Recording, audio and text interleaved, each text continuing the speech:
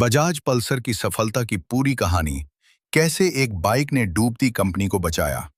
Bajaj Pulsar सिर्फ एक motorcycle नहीं है, बल्कि ये भारतीय ऑटोमोबाइल इंडस्ट्री की सबसे बड़ी सफलता की कहानियों में से एक है। आज भारत की सड़कों पर 2 करोड़ से ज्यादा पल्सर बाइक्स दौड़ती दिखाई देती हैं। इसकी लोकप्रियता का अंदाजा इसी बात से लगाया जा सकता है कि औसतन हर 2 मिनट में एक पल्सर बिक जाती है। लेकिन पल्सर की सफलता केवल बिक्री तक सीमित नहीं है। ये वह बाइक है जिसने बजाज कंपनी को मुश्किल समय से निकालकर फिर से मार्केट में मजबूत बना दिया। बजाज की शुरुआत और स्कूटर का दौर 1970 और 80 के दशक में बजाज भारतीय टू व्हीलर इंडस्ट्री का राजा था। उस समय बजाज चेतक, सुपर और प्रिया जैसे स्कूटर्स बेहद लोकप्रिय थे। लोग इन स्कूटर्स को खरीदने के लिए सालों तक वेटिंग लिस्ट में लगे रहते थे। उस दौर में बजाज का मतलब ही स्कूटर था। कंपनी की पहचान पूरी तरह स्कूटर ब्रांड के रूप में बन चुकी थी। लेकिन समय बदल रहा था।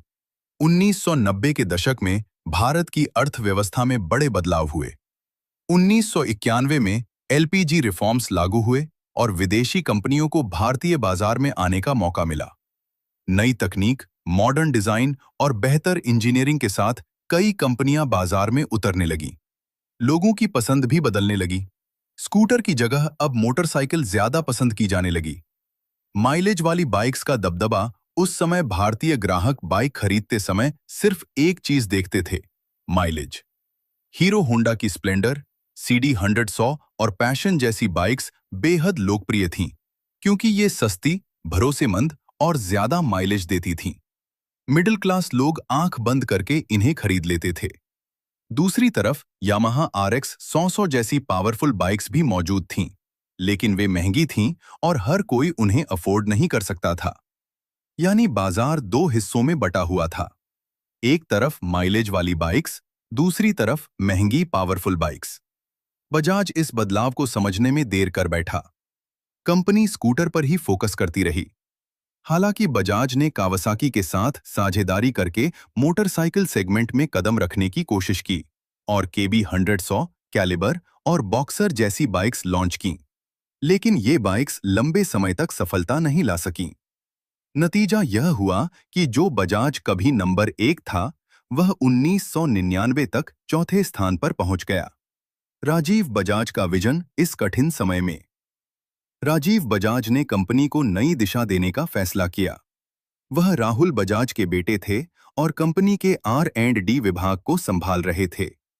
राजीव बजाज ने पुणे यूनिवर्सिटी से मैकेनिकल इंजीनियरिंग और यूके की वॉरविक यूनिवर्सिटी से मास्टर्स किया था। उन्हें मार्केट और टेक्नोलॉजी दोनों की अच्छी समझ थी। कंपनी ने एक कंसल्टिंग फर्म से सलाह ली। रिपोर्ट में सुझाव दिया गया कि नई मोटरसाइकिल बनाने की बजाय स्कूटर को अपग्रेड करना बेहतर रहेगा, क्योंकि बाइक मार्केट में पहले से ही हीरो होंडा और यामाहा का दबदबा है। लेकिन राजीव बजाज इस बात से सहमत नहीं थे। उनका मानना था कि भविष्य मोटरसाइकिल का है और बजाज को इस सेगमेंट में मजबूत बनना ही होगा। मार्केट में गैप की पहचान। राजीव बजाज और उनकी टीम ने भारतीय मार्केट का गहराई से अध्ययन किया। उन्होंने पाया कि हीरो होंडा माइलेज वाली साधारण बाइक, यामाहा पावरफुल लेकिन महंगी बाइक, ग्राहक स्टाइलिश और पावरफुल बाइक चाहते थे। यानी मार्केट में एक बड़ा गैप था।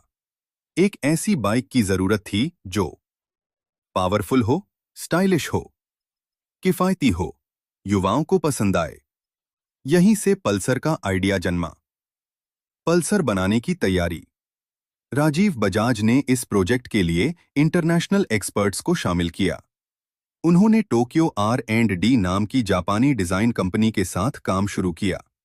साथ ही British motorcycle designer Glynn Kerr को भी टीम में जोड़ा गया, जिन्होंने BMW, होंडा, यामाहा और डुकाटी जैसी कंपनियों के साथ काम किया था। इंडियन इंजीनियरिंग टीम, जापानी डिजाइन टीम और ब्रिटिश डिजाइनर ने मिलकर एक नई परफॉर्मेंस बाइक तैयार करने पर काम शुरू किया। लक्ष्य साफ था, एक मस्कुलर, एग्रेसिव और पावरफुल बाइक बनानी जो युवाओं को आकर्षित करे। इस प्रोजेक्ट पर करीब 100 करोड़ रुपए खर्च किए गए। कई महीनों तक बाइक के प्रोटोटाइप को टेस्ट किया गया। रात भर टेस्ट राइड होती और सुबह इंजीनियर्स फीडबैक देते। धीरे धीरे एक नई बाइक तैयार हो गई जो बाकी बाइक्स से बिल्कुल अलग दिखती थी। पल्सर नाम की कहानी। इस बाइक का नाम पल्सर रखा गया। पल्सर अंतरिक्ष में पाए जाने वाले एक तेजी से घूमने वाले न्यूट्रॉन स्टार को कहते हैं, जो लगातार ऊर्जा की किरणें छोड़ता रहता है। बजाज ने इसी पावर, एनर्जी और